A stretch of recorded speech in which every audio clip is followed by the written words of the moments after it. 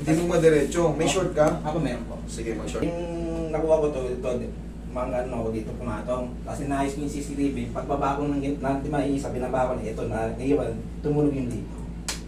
Masya. Diabetic po ba tayo? Hindi naman. Hindi po. Na meron na rin po, nagpaano na lang ako lang, mataas po yung uric ko. Ah, kaya pala eh. Ito po. Sige, higa. Pati nga. Sir, that's why. Kasi, may nakikita ko sa yung hindi ano eh. Kumbaga, okay, uric acid mo 501. Yung taas. Yung 8.42. Ang taas na kasi. So, ang normal range niya is 200. Ayan, nakita mo naman. Puro high, sir. Cholesterol mo, mataas. HDL, mataas. LDL mo, sobra-sobra, sir. Na 20 days na ako nagme-medicine. Sir, mataas. Yung HDL ratio mo, high din. Puro. Tapos, potassium lang maganda-ganda. Triglycerides, medyo naglalaro pa rin. Pero okay naman. Pero yan, yung mga, nakita mo naman, may mga marker. Anong sabi sa'yo ng doktor? Ano na, binigyan ako ng gamot, dalawa. Isa sa uric tsaka sa isa sa Ganito kasi yan, sir. Etong uric na to, kahit wala kang ginagawa, kahit hindi ka natumba ron, kahit hindi ka sasakit at sasakit po siya. Ngayon, ano ba ang problema pag may uric? Ang uric natin, yung tinatawag nating liver. Yung liver natin, pag hindi siya nag-create, pagka meron siyang, sabi natin may fatty liver, magki-create siya ng abnormal, yung tinatawag na uric acid. Dapat ang normal, ibig sabihin nun, yung amino acid. Ngayon, bakit nagre-react sa mga joint natin? Kasi yung amino acid is para sa joint. Ilang taon na kayo, sir? 33. Yung healthy living kasi, sir, mahalaga. Kumbaga, huwag tayong kain ng karne. Bawal ngayon sa'yo yung mga red meat, ha? Gagaling naman to, pero hindi kaya ng ano to. Oo, mawawala ko yung pain, pero hindi siya kagad na ano, kasi bumubukol po yan. Bumubukol. Ang taas eh, 501. Okay, 8.42. Exactly. Dalawa yung range niya. Ngayon, sir, pati nga yung mga kamay mo. Okay, wala pa rito. Okay, wala pa dyan. Ngayon, ang gagawin natin para mabilis siyang mawala, kumain ka ng celery, carrots, green apple, cucumber. I-blender mo yan. 1 month to 2 months, linis na nga dyan. Tapos yung iniinom mo, yung... Ano bang madalas mo kinakain? Ano kasi? Anong favorite mo? Yung madalas talaga? Yung luluto na mami ko, kung ano yung ulam namin, minsan bawi talaga. Tapos Bawi. pag sa every week, nagtatat ng best na gulay naman. Pero ngayon, yung sumakit ako, gineta niya na ako. Tama. Okay? Sige, higa ka. Pero sir, ang sagot dito, sir, papawis ha? Apo. Sir, bilad-bilad tayo sa araw. Okay? Kasi hindi ka matitreat, sir, ng ano.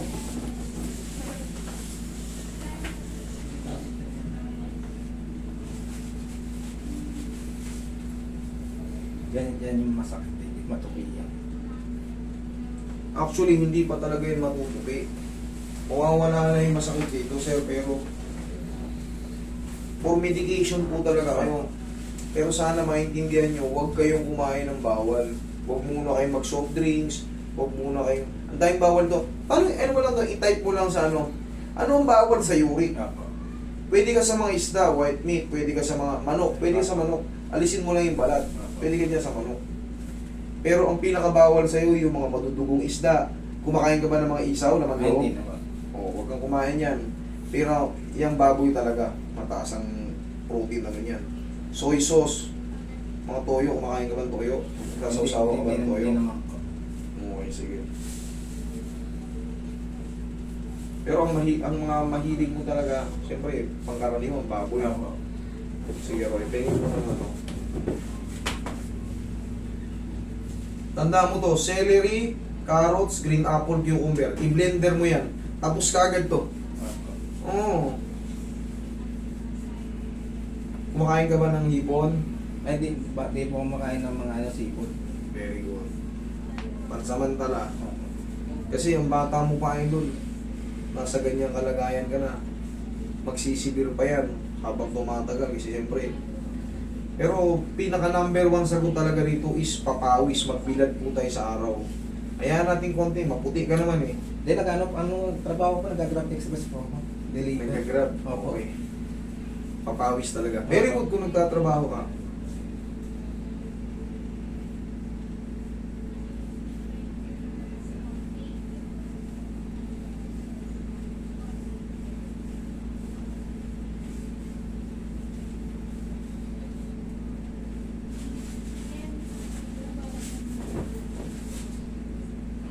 Relax lang. Ang puti mo ah. Nakabalot ako, todong balot. Pagbabalot ka. Opo.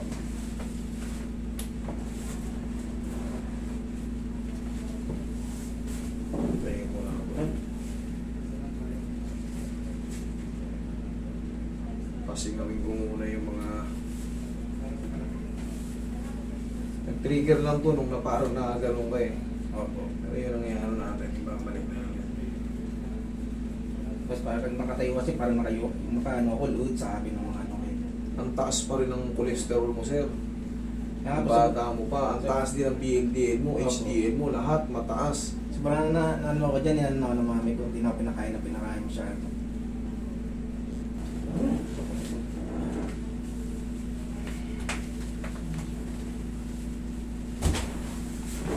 Ito, ang treatment dito, pahatak.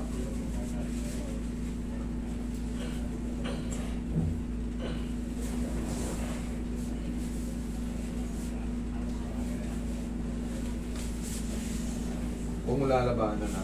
Relax lang.